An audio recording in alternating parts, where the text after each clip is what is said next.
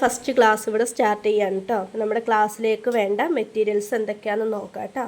Embroidery ക്ലാസ്സാണ്, അപ്പോൾ അതിലേക്ക് വേണ്ട മെറ്റീരിയൽസ് ഏതൊക്കെയാണെന്ന് നമുക്കൊന്ന് ആദ്യം നോക്കാം കേട്ടോ. അതിനായിട്ട് നമുക്ക് വേണ്ടത് ഹൂപ്പാണ്. എംബ്രോയ്ഡറി ഹൂപ്പ് പഠിക്കുന്ന സമയത്ത് നമുക്കൊരു 6 ഇഞ്ച് അല്ലെങ്കിൽ 8 ഇഞ്ചിലൊക്കെ ഉള്ളൊരു ഹൂപ്പ് മതിയാവും.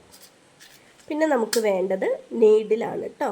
എംബ്രോയ്ഡറി ചെയ്യണ നീഡിൽ നമുക്ക് ഇതുപോലൊരു റൗണ്ട് മേടിച്ചിട്ടുണ്ടെങ്കിൽ ഇതിൻ്റെ അകത്ത് എല്ലാ സൈസുമുള്ള നീഡിൽ കിട്ടും. ഇതുണ്ടോ, പല സൈസിലുള്ള നീഡിൽ കിട്ടും കേട്ടോ.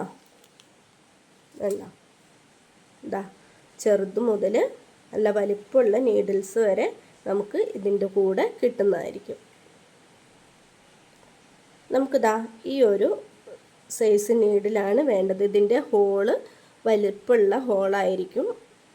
വേണ്ട പിന്നെ നമുക്ക് വേണ്ടത് ത്രെഡാണ് കേട്ടോ. നമ്മുടെ റംഗോലി ത്രെഡ് നമ്മൾ പഠിക്കാൻ ഉപയോഗിക്കുന്നത് റംഗോലിയുടെ എംബ്രോയ്ഡറി ത്രെഡായിരിക്കും പഠിക്കാൻ ഉപയോഗിക്കുന്നത് കേട്ടോ. നമ്മൾ നോർമലി അല്ലാണ്ട് ഡ്രസ്സിലൊക്കെ വർക്ക് ചെയ്യുമ്പോൾ വേറെ ത്രെഡ് നമുക്ക് എടുക്കാം. ഇപ്പോൾ പഠിക്കാൻ വേണ്ടി നമുക്ക് ഉപയോഗിക്കേണ്ടത് റംഗോലിയുടെ ത്രെഡാണ് കേട്ടോ. ഇതെല്ലാ കളറിലും അവൈലബിൾ ആണ്.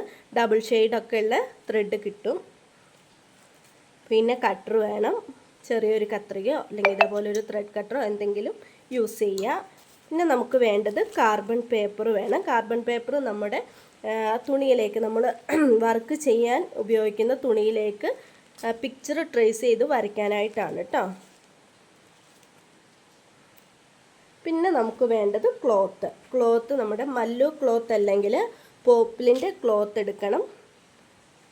വേണ്ട, ഇത് പോപ്പിലിൻ്റെ ക്ലോത്താണ് കേട്ടോ. നമ്മൾ പഠിക്കാനായിട്ട് ഉപയോഗിക്കുന്നത് പോപ്പിലിൻ്റെ വൈറ്റ് ക്ലോത്താണ് കേട്ടോ. ഇനി പോപ്പിലിൻ്റെ കിട്ടാത്തവർക്ക് അത് മല്ലു ക്ലോത്ത് എടുക്കണോണ്ട് പ്രശ്നമില്ല. നമ്മുടെ ഹൂപ്പിൻ്റെ സൈസ് അനുസരിച്ച് ക്ലോത്ത് കട്ട് ചെയ്ത് എടുത്തേക്കണതാണ് കേട്ടോ. ഇതുണ്ടോ, ഇത് ഇതേപോലെ കട്ട് ചെയ്തെടുത്തേക്കണതാണ്. ഇനി ഇത് നമുക്ക് മോട്ടീഫ് ചെയ്യാനാണ് കേട്ടോ. ഇനി ഇതിന് ഒരു സ്റ്റിച്ച് ബോർഡും കൂടി വേണം. ഇതേപോലെ നീളം കൂട്ടിയിട്ട് കട്ട് ചെയ്തെടുക്കുന്നതാണ് സ്റ്റിച്ച് ബോർഡ്. നമ്മൾ ചെയ്യണ വർക്ക്, അതായത് നമ്മൾ ചെയ്യണ ഓരോ വർക്കിനും ഓരോ സ്റ്റിച്ചിനും ഓരോ പേരുണ്ടാവും. Running stitch, running whipped, chain stitch, അങ്ങനെ പല പേരുകളിലാണ് നമ്മൾ ചെയ്യണ സ്റ്റിച്ച് അറിയപ്പെടുന്നത്. അപ്പോൾ നമ്മൾ ആദ്യം നമ്മൾ ഒരു പിക്ചറിലേക്ക് ചെയ്യണതിന് മുമ്പായിട്ട് നമ്മൾ ആ സ്റ്റിച്ച് ഇതിലിങ്ങനെ സ്ട്രെയിറ്റ് ആയിട്ട് ചെയ്യും. ഇതുണ്ടോ, അപ്പോൾ ഇതിൽ ചെയ്തേക്കും പോലെ ഇതേപോലെ സ്ട്രെയിറ്റ് ആയിട്ട് ചെയ്തു കൊടുക്കും. അതിന് ശേഷമാണ് നമ്മൾ എന്താക്കുക, ഒരു പിക്ചറിലേക്ക് അതിനെ മാറ്റുക. ഇതുണ്ടോ, നമ്മൾ ആദ്യം ഒന്ന് സ്റ്റിച്ച് ബോർഡിൽ സ്റ്റിച്ച് ചെയ്യും, അതിന് ശേഷം അതിനെ ഒരു പിക്ചറിലേക്ക് മാറ്റും. അപ്പോൾ ഈ പിക്ചറിലേക്ക് മാറ്റാനായിട്ട് നമ്മളൊരു കർച്ചീഫിൻ്റെ ഒക്കെ മോഡൽ സ്ക്വയറായിട്ടൊരു തുണി എടുത്തിട്ട് നമ്മൾ ആ പോപ്പിലിൻ തുണി സ്ക്വയറായിട്ട് കട്ട് ചെയ്തിട്ട് അതിൻ്റെ 4 സൈഡും മടക്കി അടിച്ചു കൊടുക്കുക. ഇതേപോലെ സ്റ്റിച്ച് ചെയ്തെടുക്കുക. അതിനുശേഷം നമ്മൾ പഠിച്ച സ്റ്റിച്ച് നമ്മൾ ഇതിലാണ് ആദ്യം ചെയ്ത് നോക്കുക, സ്റ്റിച്ച് ബോർഡിൽ.